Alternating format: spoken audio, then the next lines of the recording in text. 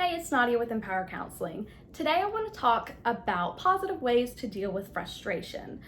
First, it is important to recognize that frustration can be a positive thing because it lets us know what needs to be changed in order to achieve self-growth and whatever success means for us. You're bound to feel some frustration along the way, and it's a nice little motivator to let you know you got to do something different. So, why don't we quickly do an overview of what frustration can lead to if it's left unaddressed? So, first, frustration can cause a lot of sleep problems. So, if you're not properly coping with whatever's making you frustrated during the day, you might find that you've got racing thoughts at night. And you just can't get your brain to calm down, and for that reason, you can't fall asleep, or you could be having like weird vivid dreams or nightmares, or even just wake up throughout the night and have trouble falling back asleep. So you're just not getting a restful night of sleep. Then next, you might find that it can lead to damaged relationships. So whether it be with your family members, with your coworkers, with your friends, or your partner, frustration that is not addressed can really throw a wrench in all of those relationships. It can also affect your productivity. So whether it's actually getting the whole task done or doing it to what your standards are, when you're not addressing the frustration, it really gets in the way.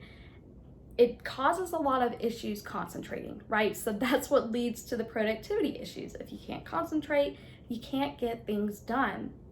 And then we have mental health symptoms. So it can cause a lot of pent up emotions that can lead to anxiety, depression, other kinds of things that you really don't have the time to deal with.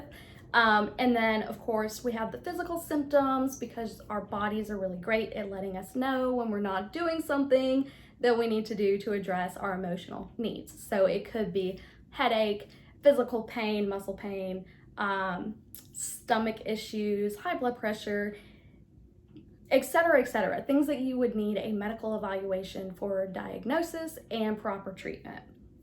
So now that that's out of the way, how do we cope? What are the positive things to do when you start to get frustrated?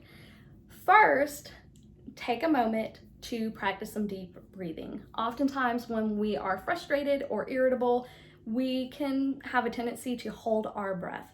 So by breaking up that habit of holding our breath, it's really great to use our mind to focus on our deep breathing, and that also just calms those thoughts because you are centered and focused on your breathing. You're getting the oxygen in and it feels really good, and your brain gets to chill, right? That's good. Brain chilling is always positive. Then another thing is to distance yourself from the problem. If you are able to remove yourself from the problem by taking a little break, if deep breathing didn't work for you in the moment, or if you want to go ahead and distance yourself in order to do the deep breathing, that is a really good idea.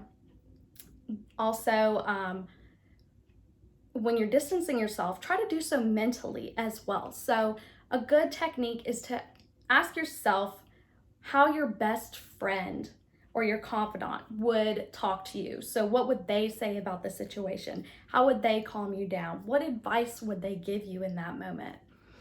Next is to delay decision making.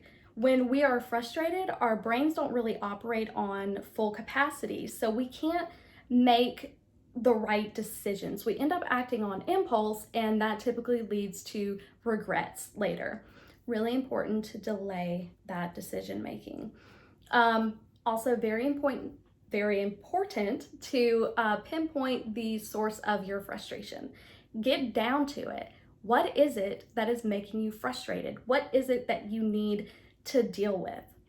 That's really important, because how are you going to get through it if you don't really know what it is, right?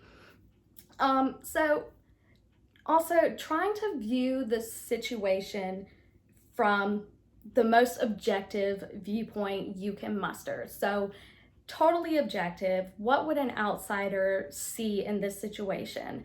That can help you separate your own thoughts from the situation, which can help you come up with the right solution for yourself. Next, we have distracting yourself, so working on something different. If you're at work and you can't take a break, maybe change tasks, work on something else in order to minimize and kind of get over that frustration in the moment. Or you could do something you enjoy. So going for a drive, listening to music, talking with friends, playing a game, reading a book. So anything that makes you feel more relaxed in that moment. So also being able to validate the emotion, because it is important to recognize again that frustration can be a very positive thing.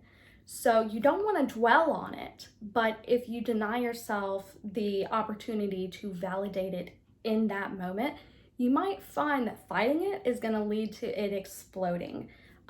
So it's being left unaddressed. So it's going to boil up. You're going to bottle up until you pop, and you're doing yourself a disservice by not recognizing what needs to be changed.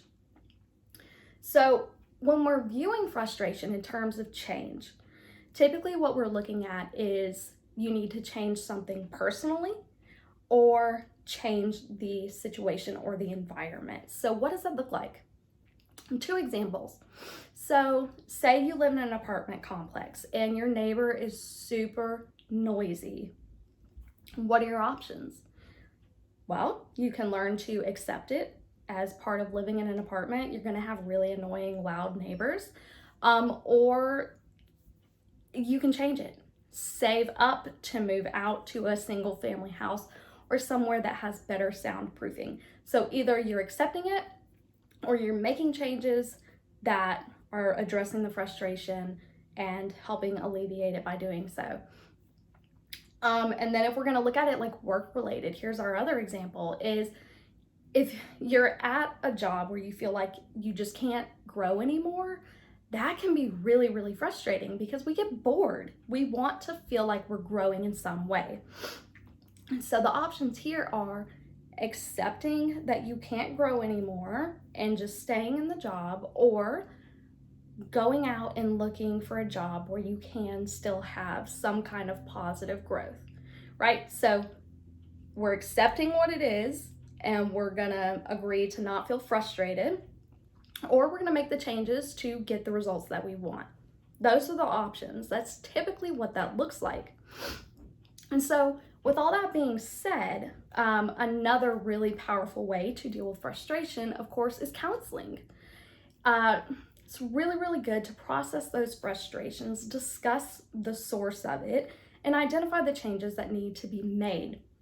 Working through that with a counselor is a very powerful thing to do, and counselors are very objective and thus very helpful with the situation. So if you're finding yourself frustrated and you can't do anything on your own to address it and you want the help of a counselor, find one. If you're in Georgia, feel free to give us a call at Empower Counseling at 770-283-8386, or visit our website, www.empowercounseling.net, to meet our therapist, schedule a free consultation, or even an appointment through our client portal, and learn how to better manage your frustration and work on the changes that need to be made.